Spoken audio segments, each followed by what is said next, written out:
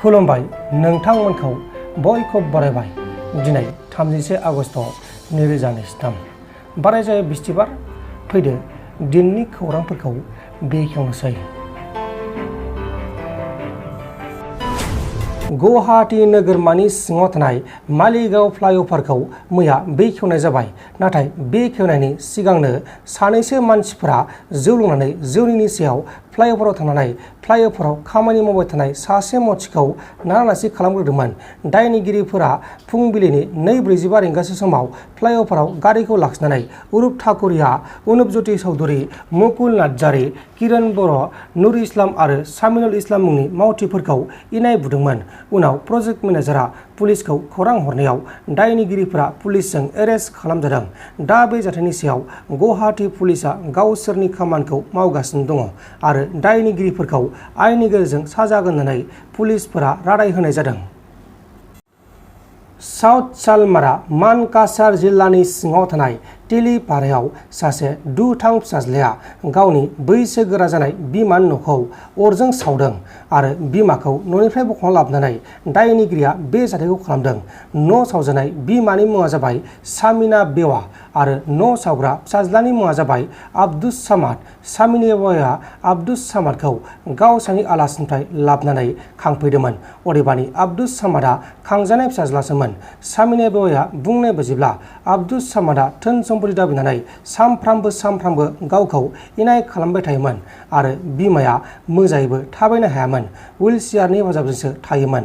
नाथाय आब्दुस सामादा बिनि हुइलचेयारखौबो सावना होदों।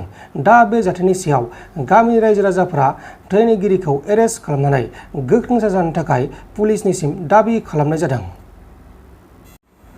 कर्नाटका रायजोनि सिङाव थानाय साउथ बेंगालुरुआव सासे दुथां सेंग्राया गावजों जमा थाफाग्रा गावनि गार्लफ्रेन्डखौ प्रेसार कुकारजों खर'आव गाग्लोबनानै बुथारनानै खारखोमालांदोंमोन। नाथाय उनाव पुलिसआ गोलाव सम नागिरनानै दायनिगिरिखौ एरेस्ट खालामनाय जादों। बुथारजानाय सिख्लानि मुङा जाबाय देबा आरो बुथारा दायनिगिरि दुथां सेंग्रानि मुङा जाबाय बैष्णब। सानैबो केरला रायजोनि थागिबि आरो सानैबो थांनाय 2 बोसोरनिफ्रायनो ज' थायोमोन। नाथाय सेंग्राया बे जाथायखौ मानो खालामखो, सोरनि जाहोनाव खालामखो बेखौ दासिमाव रोखा खालामथ'नाय जायाखै। आसाम पुलिस आरो स्पेशल अपारेशन टीमजों जथाय सिग्रोमनानै गुवाहाटी नोगोरमानि सिङाव थानाय लख्रानिफ्राय नंखाय रांनि फालांगिरि खालामग्रा सानै दायनिगिरिफोरखौ एरेस्ट खालामनायजों लोगोसे बिसोरनिफ्राय 10 लाख रांनि नंखाय रांबो बोखांनो हादों। हमजानायफोरनि मुङा जाबाय सारिफुल इस्लाम आरो साजादुल इस्लाम। सानैबो लखिमपुर डिस्ट्रिक्टनि थागिबि। गिबियावनो जों बुंनांगोन बिटिआर बा बिटिसिनि बायराखौ जों बुंथ'ला। बर'नि माखासे गोहो खुंथाया बिटिसि आरो बिटिआरआव दिनै जोंनि खोनानो मोननाय मथे जेरैबायदि इण्डियानि माखासे बा आसामखौनो होन, जोङो इण्डियानि जों दाब दाब जायगाखौ जों बुंला, आसामाव हर सान जुमाय दखाना हाइस्ट माया सेल जायो। आसामाव जुमाय दखाना सेल जायो आरो बे जुमायनि माखासे पारसेन्टजों सरकारा माखासे सरकारखौ सालायदोंना सालायाखै जों बुंस' हानाय नङा।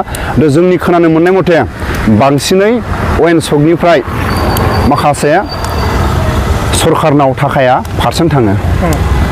दा जों बेखौ बुंनांगोन जोंनि बर' एलेकायाव, जोंनि माखासे बर' एलेकायाव जुमाय दखान जायफोर हटेलफ्राव थाङोबा जुमाय मोनो बा जुमाय लोङो हरफा थोलो। दा बेफोरखौ बिटिसि बिटिआरनि जायफोर गोहो खुंथायाव दं, जुमाय दखानाव थांनानै बेफोरखौ बन्द' खालामनो थाखाय माखासे आयेन दंना गैया।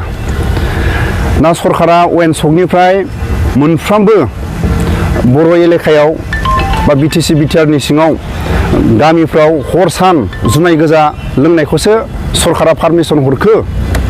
दा बेखौ जोङो बुंनांगोन थोंजोङै गाबोननिफ्राय जोंनि बर' हारिनि जुमाय बा जुमाय गोथां होनना बुङो गोदो, जिखुनु जाया हाबा अबेबा सावरि बादालिफ्राव जिखुनु जाया अबेबा माबा मोनसे मोजां गाज्रि सावरायोबा जुमाय खुरैसे बा जुमाय खापसे मोनलोंबासो जोंनि बर' मानसिया देहायाव थाजिम मोनो। दा गाबोननिफ्राय जुदि जोंनि बर'नि कालसारजों थाखानाय माखासे जुमायखौ जुदि गाबोन साहा दखानाव अबेबा दखानाव जुदि जोंनि बर'नि जुमायखौ फानोबा पुलिसफ्रा बैहाय बर'नि जुमाय फानो होनोबा पुलिसानो हमनानै लायगोन, बन्द' खालायगोन।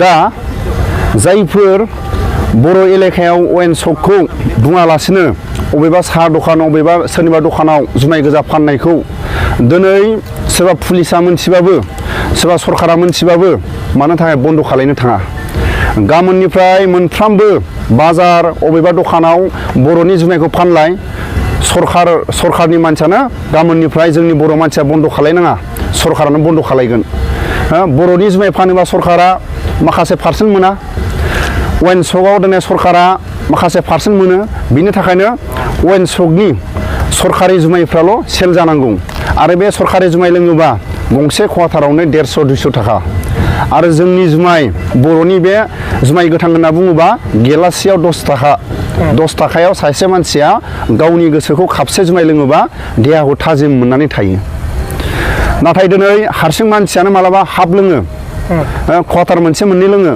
क्वार्टार मोनसेयाव 150 थाखा 150 थाखाखौ बहा खामायो गावनि न'खरनि माखासे माइ दै फाननानै गावनि न'खरनि थाखानाय थाखा फैसाखौ बाहायनानैसो सानफ्रामबो सासे मानसिया जुदि जुमाय हाबसे जिखुनु जाया मालाबा समाव सानै साथामनो जुदि जुमाय फुल मोनसे लोङोबा 500 थाखा नांगौ आरो बेजों लोगोसे बेदर नांगौ दिनै फारफ्रोमफ्रायबो जोंनि बर' हारिखौ दिनै सरकारा माखासे निसाजों लोरजिया खालायनो थांनाया एकदम सिदा सिदि माबोरै होननानै बुङोबा सानसे समाव बर'नि मोनफ्रोमबो बर' हारिनि माखासे आफादफ्रा XNDB-खौ लानानै जुमाय माखासे दखानानो जा जाहा जुमाय फाननाय दखानानो जा बेफोरखौ बन्द' खालायबोदोंमोन नाथाय दिनै XNDB-आ सरकारजों सान्थि सुक्ति जाखांनायनि उनाव दिनै नुनो मोनबाय बर' एलेकायाव मोनफ्रोमबो वाइन शप बे माबायाव टाउन सहराव बर'नि जायगाफ्राव मोनफ्रोमबो बर'नि माखासे हटेलफ्राव जुमाय गोजा फाननो मोननाय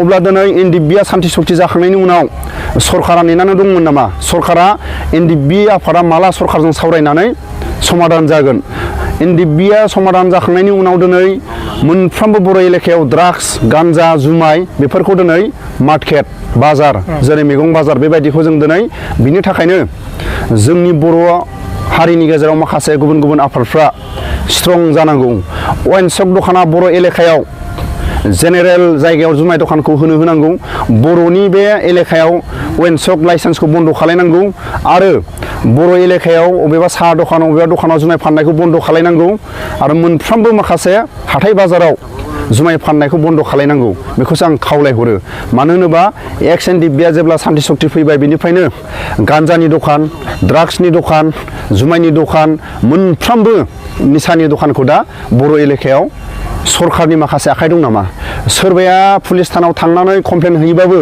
सोरबा आबखारिनि माबायाव अफिसाव थांनानै कमप्लेन हैयोबाबो मानो थाखाय सासेबो जुमाय फानग्रा लाइसेन्स गैयै जायफोर जुमाय फानग्रा बिथांमोनखौ मानो हमनो थाङा बिनि आन्दोआव मा दं माखासे जोंनि बर' रायजो राजाफ्रा माखासे थन्न माखासे इनकुवारि खालायनाया मोजां जागोन होननानै आङो फोरमायहरो नोंथांमोन दिनैनि खौरांफोरा बेखिनिल'मोन बेखिनिसिम नायनायनि थाखाय नोंथांमोननिसिम रोजा रोजा साबायखर गोजोन्थों एसेनोसै जय बर' हारिनि